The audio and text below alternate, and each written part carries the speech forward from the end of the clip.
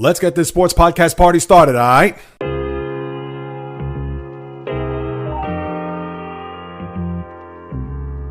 The JAYREELZ podcast. What is happening, my good people? Greetings. How are you? How's it going? How's everybody doing out there? What is the latest and greatest? Hope everybody's doing well, feeling fantastic, in excellent spirits. On the eve of Valentine's Day, the sports world may not be filled with an abundance of love over the next month or so, but you know I'll do my best to have you stick around and indulge on whatever is going on, as this is the JAYREELZ podcast with your host, JAYREELZ. For my first timers, welcome aboard, and for those who've been banging with me going back to the very beginning, somewhere in the middle, or even as early as this past Monday, I welcome you guys and gals back. And now that the dust is settled, now that Super Bowl 59 can be put away, as well as the NFL season, and even though I'm going to touch on a couple of things when it comes to the National Football League in a matter of minutes, just to kind of push it away, because now we could really get ourselves involved in the fall and winter sports. And I may not be saying much, only because of a long, laborious NHL and NBA seasons, which right now are either in the middle of an all-star break or about to embark on an all-star break. And we know historically that hasn't been a good thing for either sport. Same can be said for Major League Baseball, as well as the NBA, NHL, NFL, Pro Bowl games, flag football, all that. But now as we start to pivot and turn the corner and to discuss what's happening here from now until we get to, let's say, a month from today, which really technically 5 weeks from today would be the start of the tournament. And I understand you have the the first four, which would start Tuesday and Wednesday, leading into the basketball bonanza that is Thursday and Friday, the 16 games that will usher in March Madness and the tournament as we know it. But now we have to go through the muck. We're going to have to pretty much generate whatever it is that comes up and bubbling on the sports landscape bubble on the surface. And this is what we're going to get here as we enter this dead zone part one, as I like to call it. Now, we don't have to worry about part two until we get to pretty much after the free agency period of the NBA and NHL, which is usually July 1st. And that is just days after the culmination of an NBA final, as well as a Stanley Cup final. So once you get past those first couple of days of July, once the fireworks are set off and the hot dogs are grilled and doubleheaders, or once upon a time there were doubleheaders in baseball, then we can look at the sports dead zone part two, but that is months away, and right now we are just beginning. So fasten your seatbelts, people, because I'm going to, of course, be my usual entertaining self, but at the same time, this may be a stretch where we may have shows that aren't going to last over an hour and 10, an hour and 15, which is good because I'd like to keep it at a tidy hour. But when the sports world is buzzing and when there's a lot going on, of course, it's going to bleed past that hour, where I hope you stick around, and I hope it's just as informative and entertaining as the shows that may not last an hour. But anyway, let me just cut right to the chase. Let's get through some NFL stuff. And the first thing I want to touch on is this Travis Kelce, retire or not to retire, because this time last week, in the middle of the Super Bowl media frenzy that it is, and how he had come out to say that he wants to play at least 3 more years. He sees himself playing 3 more years, whether the Chiefs win or lose the Super Bowl, that he feels good and everything is flying high. And of course, he is the one guy that's a magnet when it comes to not even just media day, but just in general, because of not only the pop superstar girlfriend, but all the commercials and the podcast that he has. And speaking of the podcast, just, I guess, a couple days ago, one week when he felt as if he was on top of the world, getting ready for a three-peat, thinking that, yes, I love coming to show up at the facility, practicing with the guys, getting ready for another shot of a championship. And then a week later, he's saying that, I'm going to have to think about what it is I want to do. I don't know just yet. And I get it. Not to be insensitive in this case, to where he just came off of a Super Bowl loss where he only had a handful of catches, that they got embarrassed on the national stage. And I guess even if it was me, I probably would feel the same way. Like, you know what? Let me rethink this. But you know what? You can't have the energy a week ago and then all of a sudden when you had the rug snatched out from under you to just come out and be like, well, I have to really think about it. hey, listen, if you're even keel, that's one thing. And say, listen, I may want to play a few more years, but who knows? Let's see. Let's get through this game first, and then we'll discuss it then. If you came out that regard, then you could at least say, all right, well, he pretty much kept it at a low profile. But he's not a low profile guy. And, of course, anything he says in front of a microphone, it's going to be not only magnified, but it's certainly going to be scrutinized. And now for me, and I haven't heard many people talk about this, but for me, when I see him one week say one thing, and now today or yesterday or whenever it was say another thing, it's like, all right, Travis, where are we here? You're acting like a front runner. That if you would have won the Super Bowl and let's say had 8 catches, 85 yards, a touchdown, and you would have won in a last second effort, then I'm sure everything would have been smelling like roses, coconuts, palm trees, as I like to say. And I'm sure he would say, oh, I'm going to play for 10 more years. But because they got literally annihilated and certainly demolished by that Eagle defense, where now the tone is, well, I have to think about it and talk about it with the family, and I'm going to process this. All right, he is every right to do that, but you certainly can't have high energy one week and then low energy the next and expect us to believe anything you have to say. So that's my thing with Kelce. So we'll see what's going to happen here, I guess, in the weeks and months to come. But with the New Orleans Saints, considering that the game was in New Orleans at the Superdome, they got their coach, no shock there, Kellen Moore, the former offensive coordinator of the Eagles, now the head coach of the Saints. And who knows? He's a guy that obviously has worked his way up to this point, being an offensive coordinator, as we know, with the Cowboys, and then going to the Chargers for 1 year, landing in Philadelphia, and now he's one of 32 as a head coach in the NFL. Now, is he a leader of men? Is he a guy that, yes, even with his offensive game planning and his prowess, is he a guy that's going to get the most out of his team, first and foremost, and let alone an offense that certainly has fallen on hard times, considering that just a half decade ago, you had Drew Brees, you had Michael Thomas, who was an all-pro, Alvin Kamara, who was at the top of his sport, and now you're pretty much left with an aging Kamara, a wide receiver combo with Chris Olave, who's very good, but still a guy that I'm sure is looking to flourish and still has plenty of years left. But then your quarterback is Derek Carr, and Carr has shown that he could play in the league and actually had a year where he could have been an MVP if he didn't break his leg. I believe that was in 2015, but still has come nowhere near that year, that season, for him being one of the upper echelon quarterbacks in the sport. So for Kellen Moore, he certainly has his work cut out for him, and hopefully it does mean that they can either get a good quarterback in there and that you want to see him last, not a guy that's going to be there for 3 years with records that could be anywhere ranging from 5-12 to maybe 9-8, come close to getting a playoff spot, but then falling short 1 year, and then the next thing you know, he's out on his ear and looking for another offensive coordinator job somewhere down the road. And then I probably should have tied this in with Kelce, but the Super Bowl got $126 million for those who care. Now, that's not only people who watched on Fox, but of course streamed it, whether it was on, I believe, Tubi or some of these other streaming platforms. And of course, the NFL is going to be high and mighty, puff their chest out. Oh, we topped last year's Eagle-Niners Super Bowl, and here we are, the almighty shield, and all of what I've been saying here for God knows how long when it comes to the NFL. But one more time, for the broadcast, and I get it, this is probably the script that they have to go by when it comes to the Fox suits, when it comes to the production team, that if it is a blowout, you got to keep them occupied, you got to keep them, reel them in, make them feel as if there is a shot for the Chiefs to come back. And as we all know, once it got to 24-0 at half, especially with the 2 turnovers by Mahomes there late in the first half, the game was over.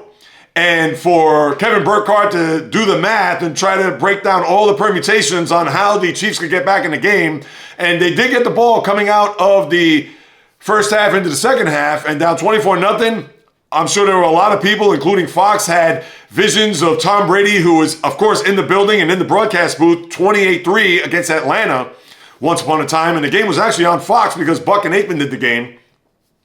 But, of course, that was squashed, and before you know it, it was 34-0, and here they are trying to figure out, well, if they get 4 touchdowns and 3 two-point conversions, they're back in the game. I mean, seriously, is this what they're going to do when the game is already out of reach halfway through the third quarter?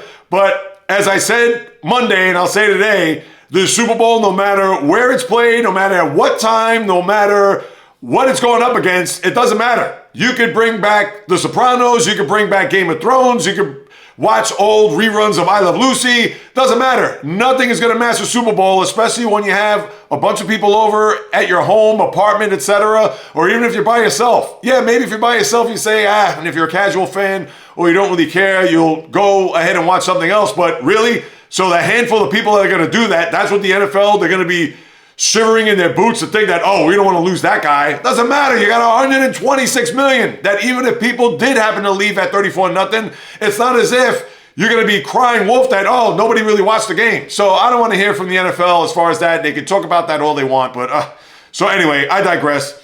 But with anything else that's happening, news and notes, I could talk about minutia when it comes to the NFL because as we all know, the NFL is a 24-hour news cycle. But I'm not going to get into some of these things that had taken place, whether, you look at Kadarius Toney, who got arrested with some domestic violence issues. So really, am I going to unpack that? Or even get into Matt Patricia, who's now going to be the defensive coordinator at Ohio State. All right, good for Ryan Day and even good for Matt Patricia for that matter. Maybe he could build himself back to come back to the league, especially after that disaster in Detroit when he was a head coach. And then remember, last year, he came onto the Eagles as an offensive coordinator or an offensive assistant.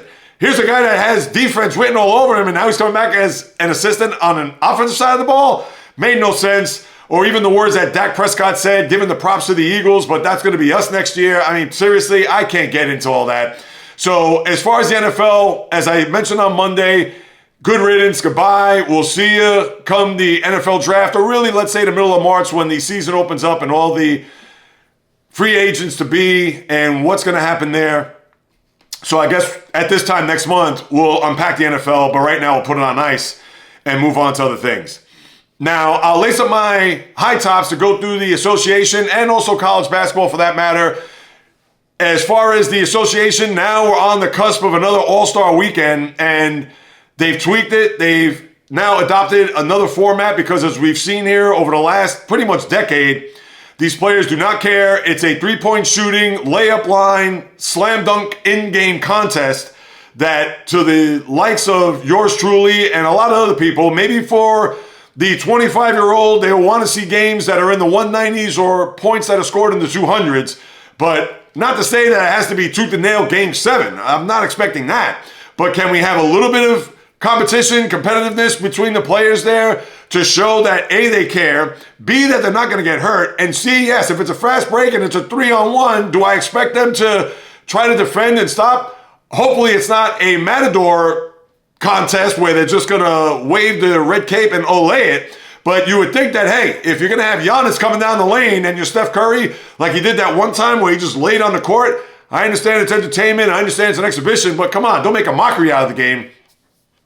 So for the powers that be to now change this up, and to be honest with you, I could care less. I don't care about the format, how they're working this out, whether it's by the halves or by quarters or whatever. I know it's not an East-West format, although you do have the players, I believe, with the East and the West. But I really could not give a damn when it comes to the All-Star game. So, and even with the skills competition on Saturday nights, whether it's a three-point shooting contest or the slam dunk competition, which has become an absolute farce. So for those who are going to say, well, JAYREELZ, come on. You're a sports fan. You've been doing this forever, a long time. How could you just all of a sudden stiff-arm the NBA when it comes to All-Star Weekend? Well, maybe I will turn it on for a second half of the game to see if there's any competitiveness. If it's a thing where the score is 150 to 146, then why am I even going to bother if it's 2 minutes left in the third quarter? It's just going to be the same script that we've seen here over the last, like I said, decade plus, to where these games are just astronomical and to the point where it's unwatchable.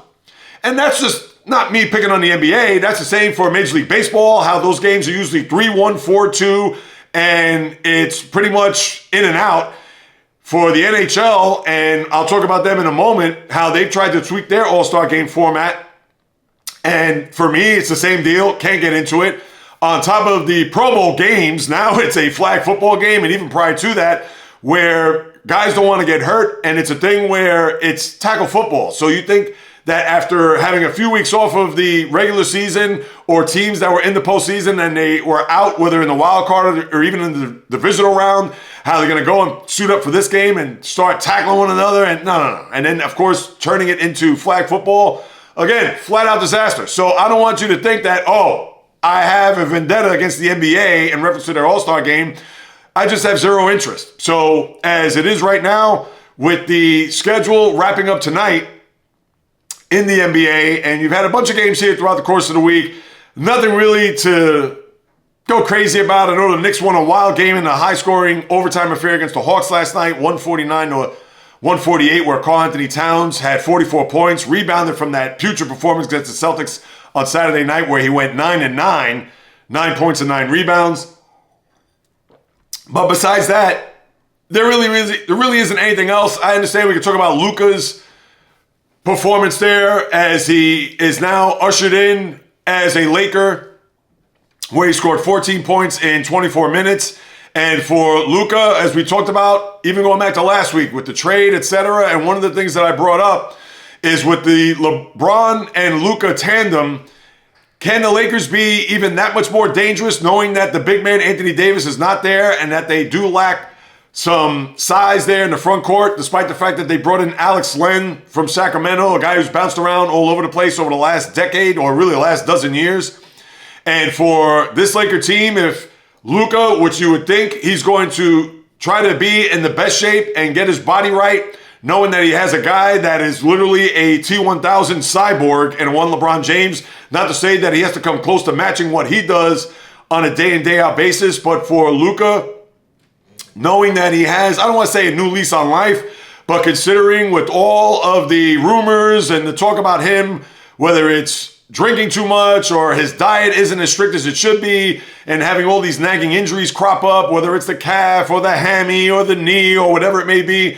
So now that he's in LA, you would think he's going to be as zeroed in, locked in, focused to the point where maybe it's not something he's going to get back at his former team and teammates, but to prove to himself that, I'm going to turn my basketball life around to the point where, yes, I'm going to watch what I eat. I'm going to hold off maybe on the extra beer after a game or wherever it may be. So now for Luka, I think that this team could be dangerous. And considering that they've been playing very well here, even without Luka, but with him there, you'd have to think that this Laker team could be formidable and could be a big threat. Not just a threat, but a big threat out west. Considering Oklahoma City, all right, they're playing from in front, and maybe to a man in that locker room, they have a lot to themselves that they want to prove, considering they were a 1 seed last year and they didn't even make it to a conference final.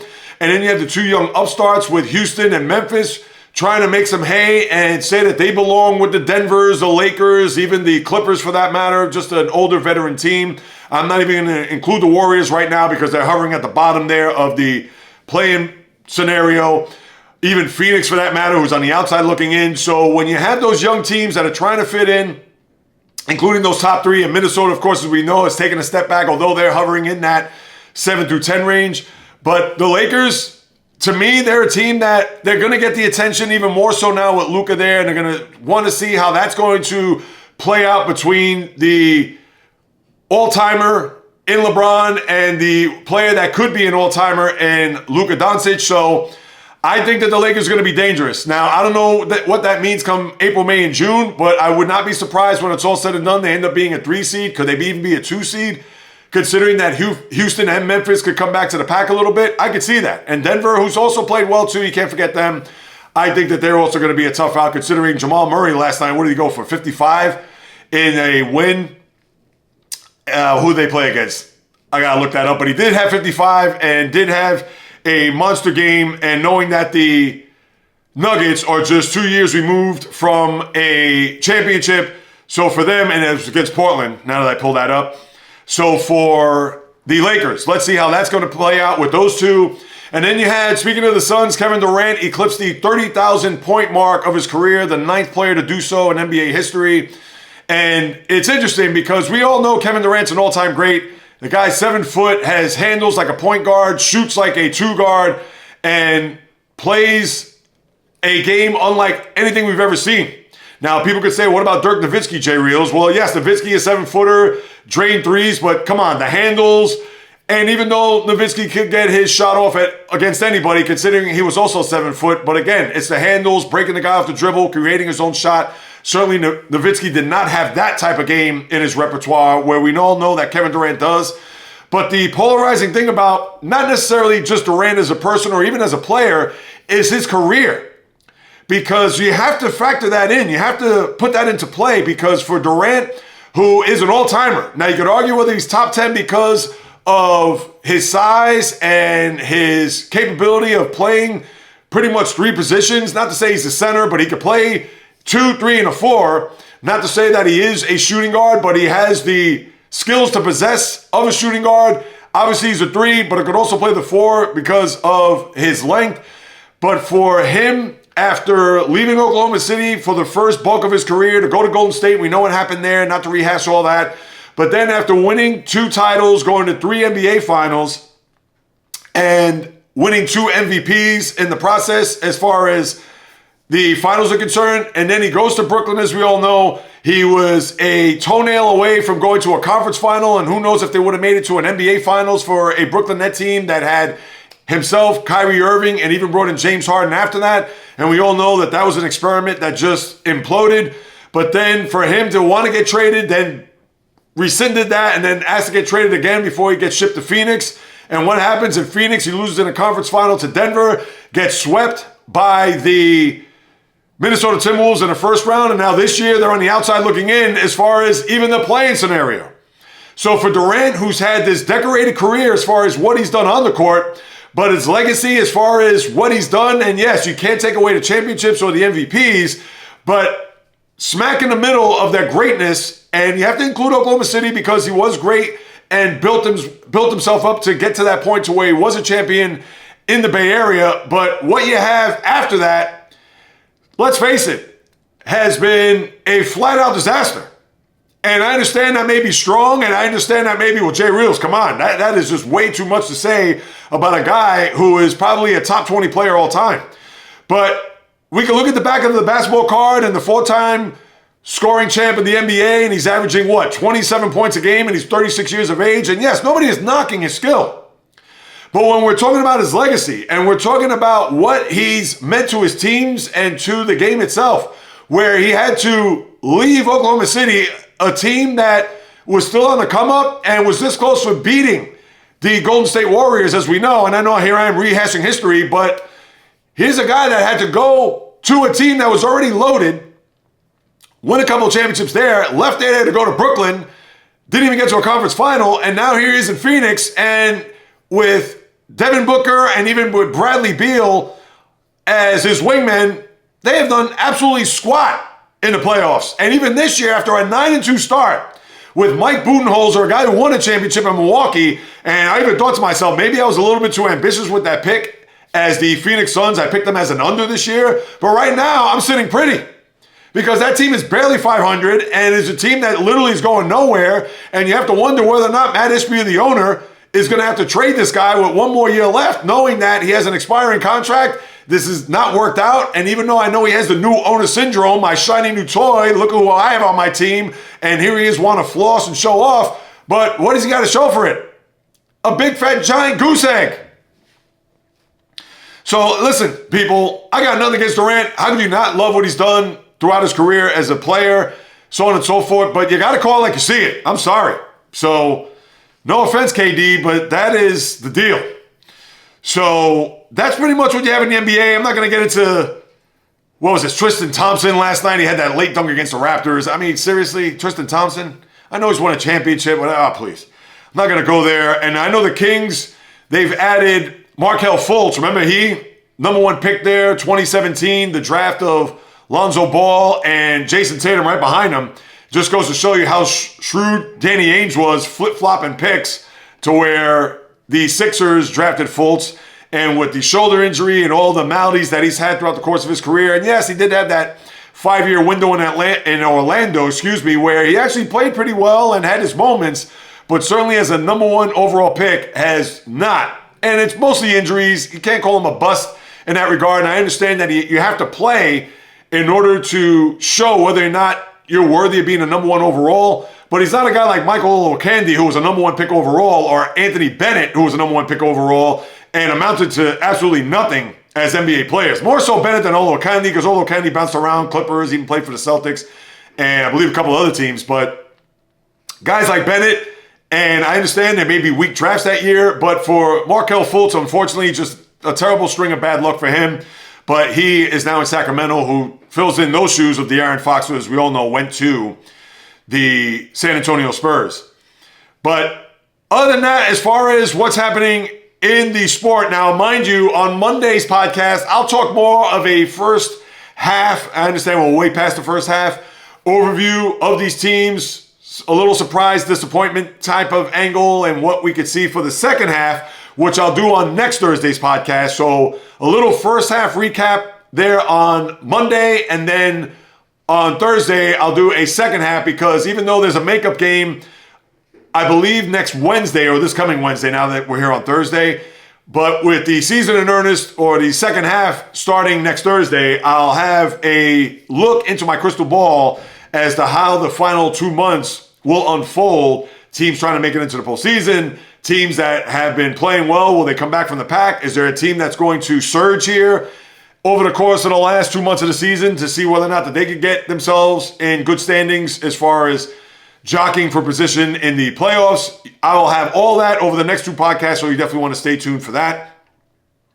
But as we know with the schedule, this weekend you have the All-Star break, so you're not going to have games after tonight. And real quick, let me see what we have there as far as the schedule goes. Tonight, Golden State at Houston, Miami at Dallas, Oklahoma City at Minnesota. So you have a few good games there. Clippers at Utah, and then Sacramento, New Orleans.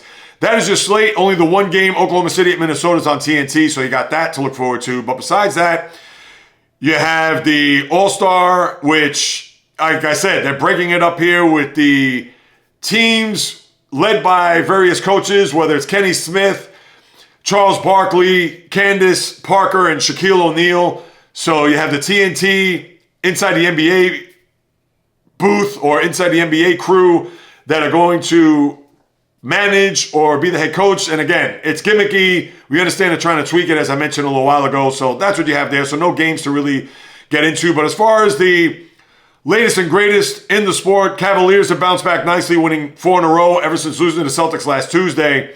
So they still have a sizable lead, 6 in a loss, 5.5 over the Celtics, where the Knicks are 3 back in the loss, 2.5 behind the Celtics there. And then you have a chunk of Pacers, Bucks, Pistons, separated by 2 games between the 4 and 6 seeds. And then you have Orlando, 3 in a loss, and 2.5 back at the 7th spot, where you have Orlando, Miami, Atlanta, all separated by a half game, I might add, in the East. And then you have the Bulls, who are 4 back of the Hawks for the 10th seed. And then you have the Sixers, who have been spiraling out of control. They lost 5 in a row. You saw Joel Embiid there the other night pass up on a 3, which would have had the Sixers take the lead there, but instead he tried to play Allen Iverson at the top of the key there, and he lost the ball, taken back the other way before the Raptors won the game. And it has been a disaster there in Philly. 13 games under 500, now 14, I should say. But here's the deal. They may be 14 under 500, but they're only 1 back in the loss and a game and a half behind the Bulls for the 10th seed in the Eastern Conference. And the same can be said for the Brooklyn Nets, because Brooklyn beat Philadelphia yesterday at the Barclays Center. So now they have a flat-footed tie. Sixers, Nets, game and a half behind the Bulls. So as crazy as this may sound, with both of those teams 14 games under 500, but they're literally 1 game back in the loss for the 10th seed in the Eastern Conference, which just goes to show you how bad the East is. And the West could be said the same there, because even though Golden State is currently at 500, 27-27, and the Suns are a game behind them for the 10th spot in the West, but the Suns are 26-28. And I don't know if that's all on Budenholzer. I don't know if there may be something that we don't know what's going on behind the scenes, whether it's with the players there. Bradley Beal, is Kevin Durant kind of fed up by not saying anything? Who knows what's going on there? But that is a team that has a ton of talent. They should be a lot better than that. And here they are in a situation where they're literally fighting for their playoff lives.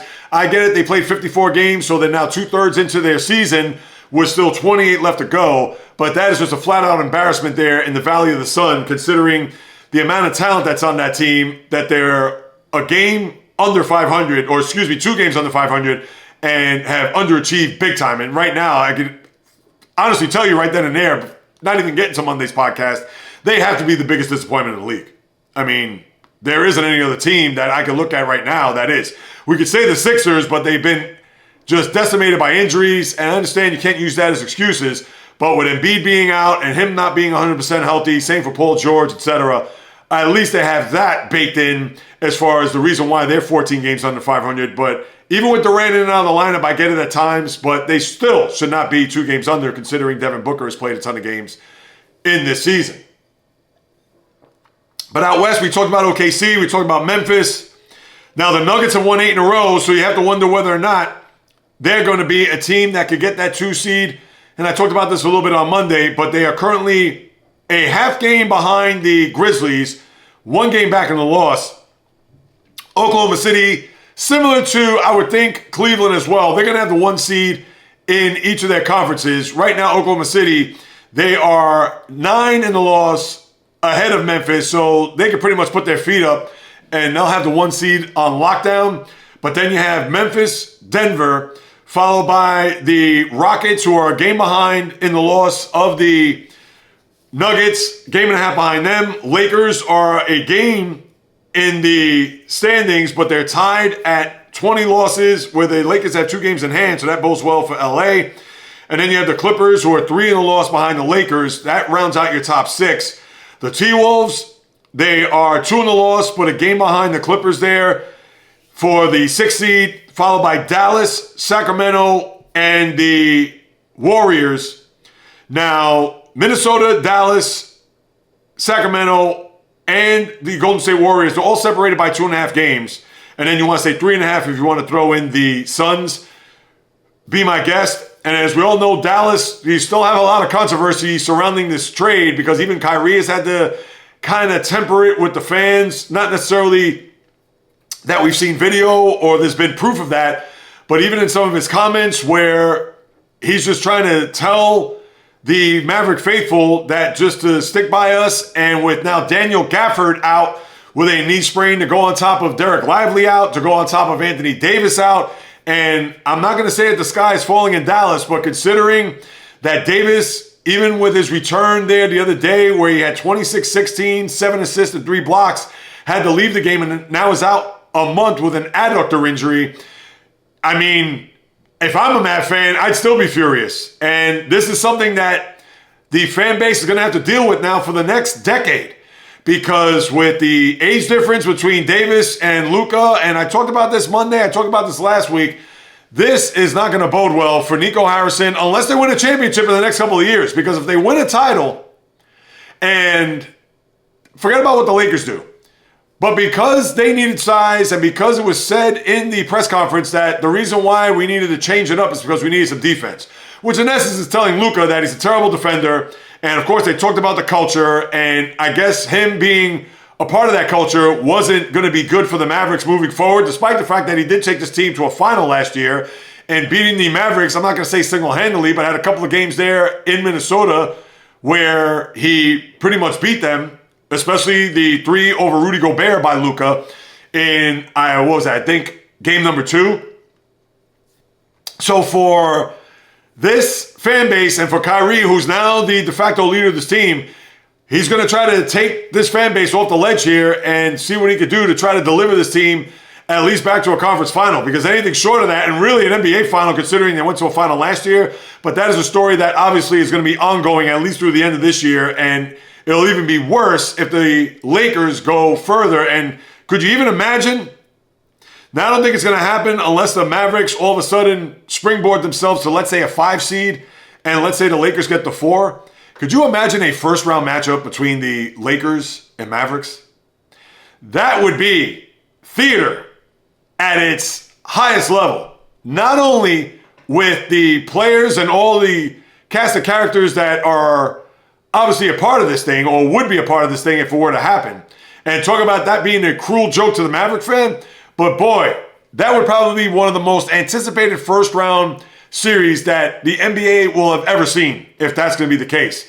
And you know what? Now that I put that out there for the basketball gods to listen to, watch that happen. So keep that receipt here on February the 13th here. So let's see if that's going to play out. But other than that, people, that's what you have there. And I just want to throw in the Spurs, who lost in Boston last night, and they're 2-0 loss behind the Warriors, as I've said before, and not to belabor it. But to me, the Spurs, I feel like they need to make it to the postseason this year. And they bring in De'Aaron Fox, good for them, because we want to see Victor Wembanyama, even if it's just going to be in a play-in scenario, we want to see him play in those big games. Maybe that they do get out of the play-in scenario and become an 8 seed. And I think as basketball fans, we want to see that. We don't want to see Wembanyama on ice for the Golden State Warriors. Or, all right, I'll give the Sacramento Kings a break. I'll get on Golden State. We've seen that parade before. We've seen that movie. Even last year, they got bounced by the Lakers. 2 years ago, they got bounced in both games. I don't want to see them in the play-in scenario. Put the Spurs there, get the Warriors out. So I'll just leave it at that. Now let me turn my attention as I lace up the skates and go through the National Hockey League. Let me see, is that it there? Yeah, that's it. Oh, Brandon Ingram, I'll throw that out there. 3 years, $120 million with the Raptors. Remember, he was part of that trade right before the deadline where they sent Kelly Olynyk and another player to the Pelicans. So the Raptors feel with Scotty Barnes and with Brandon Ingram, if he's healthy, that's a good combo there. So good for the Raptors signing Ingram. But the big question with him, as we all know, is his health. The guy's always injured. But when he's healthy, he is a top player in the sport. Now, as far as the NHL is concerned, we all know they're on a hiatus here with this Four Nations face-off, and you had a good one there last night, which I did not see. I did follow the score there late. It was 3-3. It went into overtime where Canada won over the Swedes 4-3, and you're going to have a game tonight. I believe USA-Finland. Excuse me. I have a doubleheader on Saturday where the nightcap is going to be USA-Canada. I get it for the dying-wall hockey fan. I'm sure they'll tune in. I don't know what the rating's going to be like, considering there's nothing else on. I'm sure nobody's going to watch the slam dunk competition or the three-point skills shootout. But for that day, and I believe it's an afternoon game where you have Finland and Sweden. I want to say it's a 2 o'clock game. I'll look that up now. And then the nightcap at 8 o'clock is USA and Canada. So who knows? Will a good sports fan watch that? Would they be into that? Would they even turn it on for a few minutes just to kind of see what the score is? I would think the majority would say no. They'll probably find something else better to do. But at least it's something. I know it's not a lot. I know it's a scenario where unless you love hockey and you're into this Four Nations face-off, then you'll tune into it. Finland, Sweden's at 1, followed by USA, Canada at 8, and then tonight is USA, Finland at 8. But listen, have I been on top of this? I talked about this on Monday. This isn't something I'm going to follow. Yes, I did check the score, but did I turn it on to say, oh, let me see what's going to happen here? I did not. Sorry. And this is from someone who likes the hockey, even loves the hockey, but has not really wrapped my arms around this new format here. And all I'll say is this. I will peek at it from afar. I know that Sweden had a 3-1 lead there. Excuse me, Canada had a 3-1 lead, and Swedes came back to tie before losing in overtime. So at least I have my finger on the pulse there. But am I turning this on, tuning in? Sorry, I can't say I am. Maybe I'll take a peek at the game tonight, USA and Finland, and maybe come Saturday night if I'm around. I don't have any plans as of yet, and I know the weather in the Northeast is going to be brutal. Storms and wet weather, etc. So maybe I'll see what's happening there, because USA, Canada, you think back to the gold medal game in the 2010 Winter Olympics, I think it was 2010, wasn't it? In Vancouver, where Sidney Crosby had the overtime goal to win the gold medal for the Canadians. So maybe I'll take a peek at it. But other than that, that's what you have with the NHL. And it's going to be like that because this will go on into next week where you'll have games on Monday. And then I believe the final is Thursday, if I'm not mistaken. Let's pull that up. Yeah, you'll have the next round of games after Saturday, Monday, Canada, Finland, Sweden, and US. And however they break it down with the records, then Thursday will be the Four Nations face-off final. And then the season will resume a week from this Saturday where the NHL will be back in the swing of things. And like I mentioned, I'll do a first half Monday, second half on Thursday's podcast a week from today. And I'll also even get into my over-under numbers on top of all that so I can share those with you so you can have a laugh or two when it comes to that. Because as we all know, my NFL, I was 1-5. Baseball last year, I was 3-3. The NBA last year, I was 5-1. I was actually pretty good. And the NBA, we'll get into more of that on Monday as I break down my over-under win and point totals for the NHL. But other than that, let me see any other news and notes. You're not going to have a lot, people. Players are right now, I'm sure, on a beach somewhere in the Caribbean, or maybe even overseas for that matter, for all I know. So that's what you have with the NHL. As a matter of fact, I skipped the college basketball, so now I'm going to have to go back and lace up my high tops real quick. Nothing really much to get into with the college basketball. As I've said before, and I'll say it again, college basketball, especially with the SEC, and I mentioned this a couple weeks ago, you have a ton of teams that are ranked, and you would think that we're watching college football as opposed to college basketball. So we will certainly be on top of that. I talked about how 7 of the top 14 teams that were ranked, and I believe this was last Thursday's pod, but I'll see where we're at now when it comes to the rankings. Now, Auburn still has their number 1 slot, even though they lost to Florida over the weekend, but they're still ranked number 1 in the nation. So here's what you have. Think about this. 4 of the top 5 teams in the nation are in the SEC. Duke is sandwiched in between as the 3 seed. You have Auburn, Alabama, Florida, Tennessee. There are 4 of your top 5. Then you have Houston, Purdue, Texas A&M. There's number 5 there. Then a lot of the teams who are part of that top 14 have dropped there a little bit. Ole Miss, in particular, is 1. Mississippi State has also come back down. But you do have a scenario where the college basketball is going to be wide open. You may have a scenario, depending on how the brackets pan out, but you may have a scenario where we have not seen in the likes going back to the 84-85 year, where if you recall, you had the Final Four, 3 of the 4 teams in one conference. That being the Big East, if you recall, St. John's playing Georgetown, and then you had Villanova playing Memphis and Keith Lee at the time. And then, of course, Villanova, Georgetown. How can we forget April 2nd, 1985? A day that's etched in infamy in my eyes as a Georgetown Hoya fan. Just 2 days after my birthday that year, which I turned, 16? I had to see the Gary McLeans, the Ed Pinckneys, the Harold Jensens of the world shoot 9 for 10 in a second half where Villanova wins by 2. Not to bring up that nightmare again, but we could possibly have, depending on where the brackets fall, where you could have a scenario of maybe 3, dare I even say 4 SEC teams in the Final Four. Well, they have certainly been a powerhouse here, and will, of course, keep an eye as to how this will all unfold here as we get deeper to the month of February. And, of course, Conference Championship week there in early March before we get to the tournament.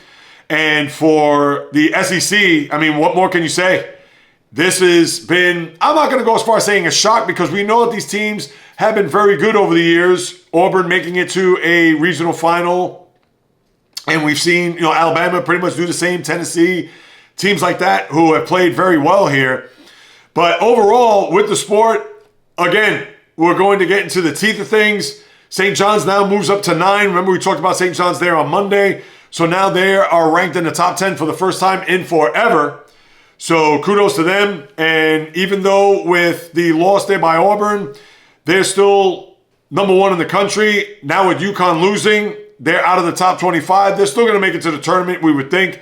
Even if they do not win the Big East tournament, even if they do have a decent run, maybe they get to a semifinal, even a conference final, I would think UConn, and based on their reputation and back-to-back, unless they just totally flame out here over the last month, they will certainly be in the tournament. But besides that, that's what we have there. There wasn't a game here this week that made you say, oh, geez, big-time upset. I know that you did have Indiana beating Michigan State, where Tom Izzo having a shot to pass Bobby Knight on the all-time winning list there for coaches in the sport. So MSU, and that's ironic, thinking that Indiana did beat Michigan State. I'm sure maybe the university, the team itself said, hey guys, we cannot let Michigan State beat us tonight, knowing that our coach, beloved, dearly departed Mr. Knight, looking upstairs, looking down, I'm sure he would probably throw a chair at us if we ended up losing that game to Tom Izzo, as competitive as Bobby Knight was. So that didn't happen. But college basketball, obviously, with the NFL gone, I will certainly move it up here in the ranks, and we'll certainly get into it as we get into the latter part of this month and into March and the madness that will begin there in the middle of next month. And then let me turn my attention now as I get into the batter's box for baseball. Pitchers and catchers already have reported, and a lot will even report more so tomorrow. You also have position players that have been reporting early, getting themselves primed and ready for a marathon of a baseball season, which I believe a lot of the players have to report on Monday or as late as Tuesday the 18th, because I believe the exhibition schedule starts 10 days after that, maybe even less than that. Probably, I think that maybe the 26th. Before the end of the month, that's when the exhibition season will begin. And remember, the baseball season starts early. In fact, you're going to have the 2 games in Korea again, just like you had last year between the Padres and Dodgers. This year, I even forgot, is it Cubs and Dodgers this year? Let me pull up the baseball, as I'm not in baseball mode just yet. But of course, we do have a big story in the sport when it comes to one of the last big-time free agents standing. But for the schedule overall, I know you're going to have that series in Korea that will begin, I believe, around the same time, March 21st or so. That's when they'll have at least a break day off before they can get themselves started. So as I pull this up here, well, I got a spring training. Let's see, Thursday. Bear with me, people. The baseball season, which will begin on the 28th of March, that's when it'll be in full bloom. But the regular baseball season, of course, slow internet here. I don't want to bore you here and have some dead air time, so my apologies for my internet not being on point. But you're going to have an early start to your season, and when it comes to that, yes, it's going to be the Cubs and the Dodgers. They'll have that 2-game series. It's going to be Tuesday, the 18th of March, and the 19th, which will be a Tuesday and Wednesday, right before the tournament, I might add. So that's when the baseball season, I won't say in earnest, will begin, because we all know it will start 10 days later. But you will have Cubs and Dodgers to kick off your baseball season. But with the final big-time free agent, Alex Bregman, last night signing on the dotted line with the Boston Red Sox. 3 years, $120 million, $40 million a year. Also got a signing bonus, which in essence will bring that up to $52 million. But does have opt-outs over the course of these next 2 years and does have deferred money. I don't have the full details on how that Bregman contract will work. But now the Red Sox, considering that they already have a third baseman in the one Rafael Devers, they're going to play Bregman at second. So to think, you're going to have an infield of Tristan Casas, the first baseman, with Bregman at second, Trevor Story at short, and Devers at third. Not a bad infield, if you ask me.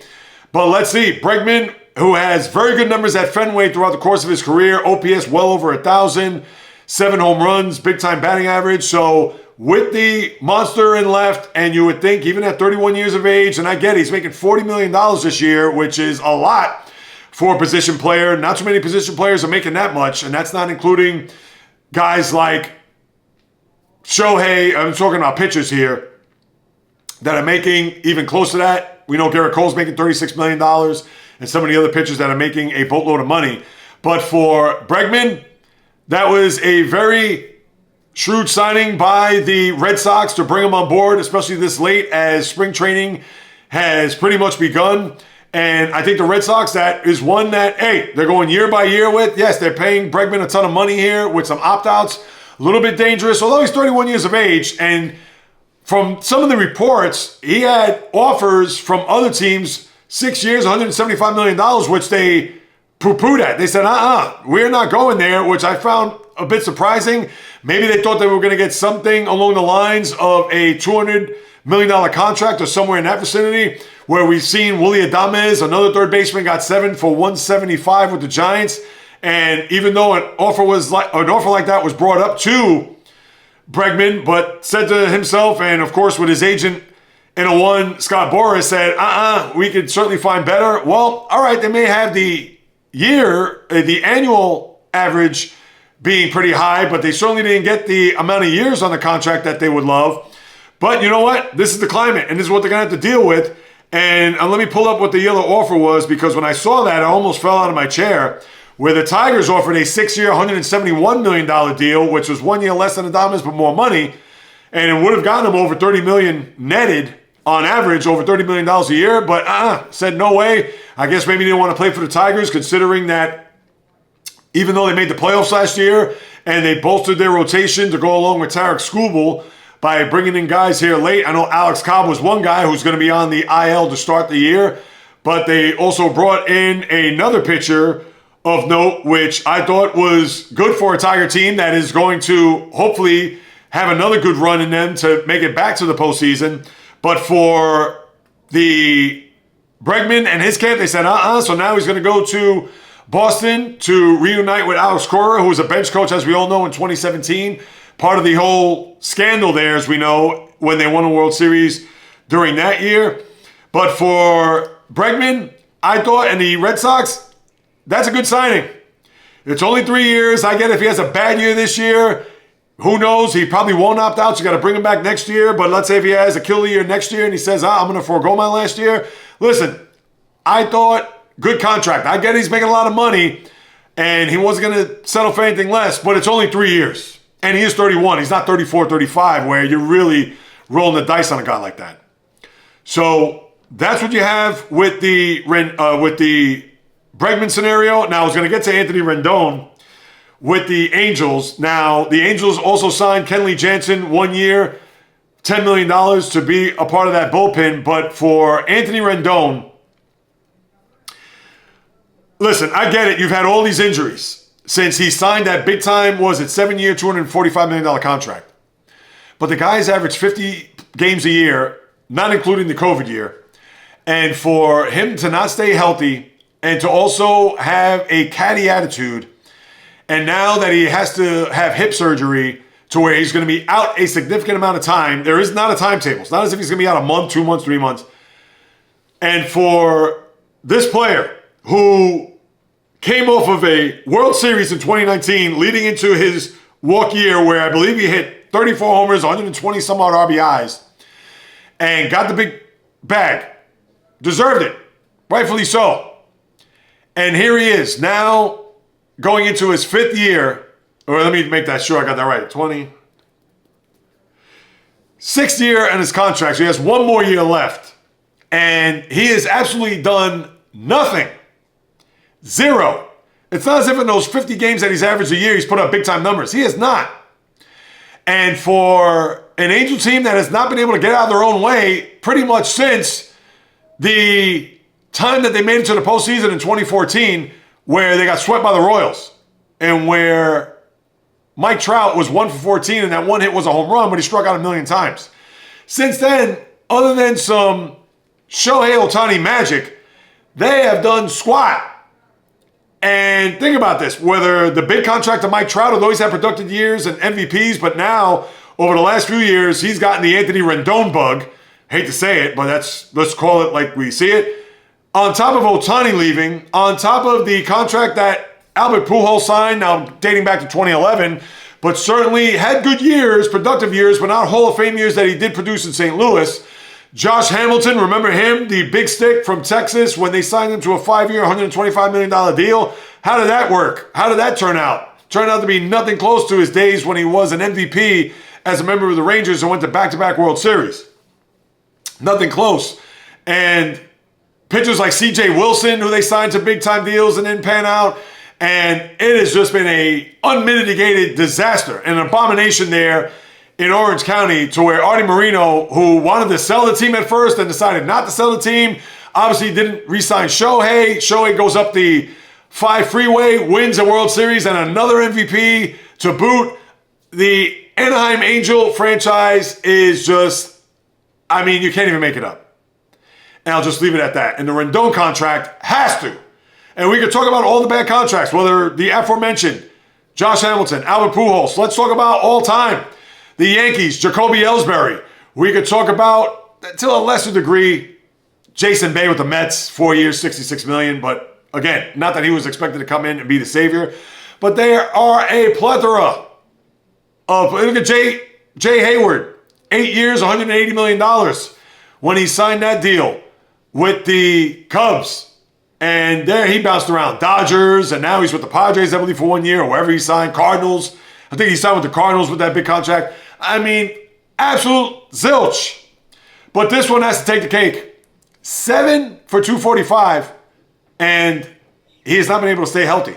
We could talk about his old teammate, Steven Strasburg. I know that was a bad contract too, and what did that amount to? A handful of starts?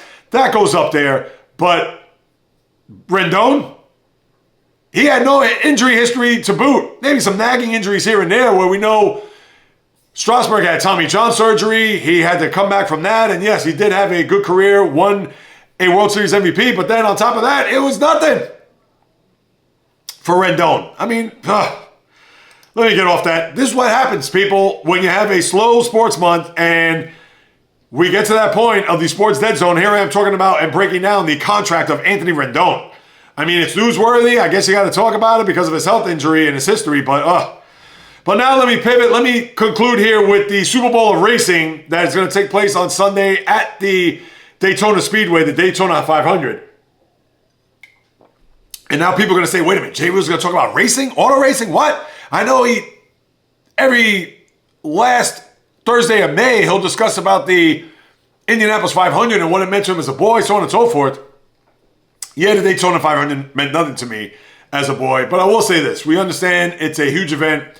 It's going to take place, obviously, Sunday, Daytona 500.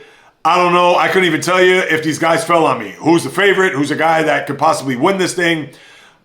Again, I'm the last person to bring it up, and by any means, I'm not going to unpack it or even think that I know about auto racing or NASCAR or this race on a whole.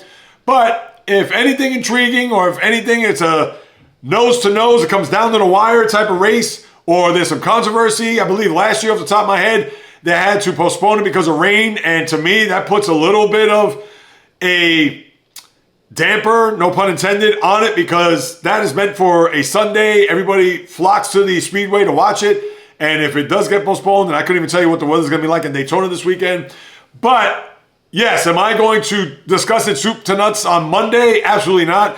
Do I know what I'm talking about? Absolutely not. But I do know sports enough that if it does come down to a photo finish, or there was some controversy, a crash, or something that a guy was in front and it just went kaput, all right, I will certainly keep my fingers on the pulse of that and see where that story or where that race will go. But if it's just a thing where, the guy won by 3 laps or whatever, yeah, I mean, in passing, bring up who won. But am I going to roll up my sleeves and come on the microphone to discuss or even think that I know what I'm talking about? I'm not going to do that to you people. I'm not going to fool you. You know me. I'm transparent. I'm open and totally honest with what it is that I'm going to discuss here, even to a certain degree with the UFC, MMA stuff, which I've gotten into and have discussed. But I'm not going to sit here and get on my high horse to think that, oh yeah, I know all the ins, outs, nooks, and crannies about UFC and MMA to where I dissect everything. But if I'm going to watch an MMA bout and watch with my eyes, just like if I were to watch the Daytona 500, at least my sports knowledge of 55 years and counting could certainly decipher, oh, wait a minute, what happened here? Or, oh, wait, did that guy just cheat? Or did this guy just lowball or sucker punched or whatever? This is more MMA than the racing. So we'll have to get to that bridge and cross it at that time. But just wanted to mention it as a sports show. And of course, that's a big event as I commander this ship here into the dock and say that is it for another episode, my good people. Thank you so much for passing by, carving out precious time out of your day to listen to what it is I have to say about what goes on in the wonderful toy department of life called sports.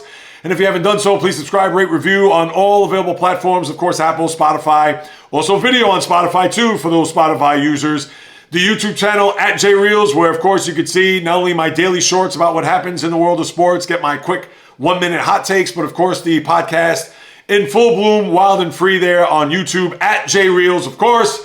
And if you want to hit me up with a suggestion, question, or comment, you can do so at the following on my social media accounts: Instagram, TikTok, Facebook, the JAYREELZ Podcast, Twitter, JAYREELZ1, just a number, or the old-fashioned way, the JAYREELZ Podcast at gmail.com. I'll be more than happy to follow up with you guys and gals, because whether you do or do not know, this is what I love to do, people. In the blood, in the DNA, independent content creator, podcaster, talking sports since birth, and trying to, again, blaze a trail in this medium, in this space, to earn an income.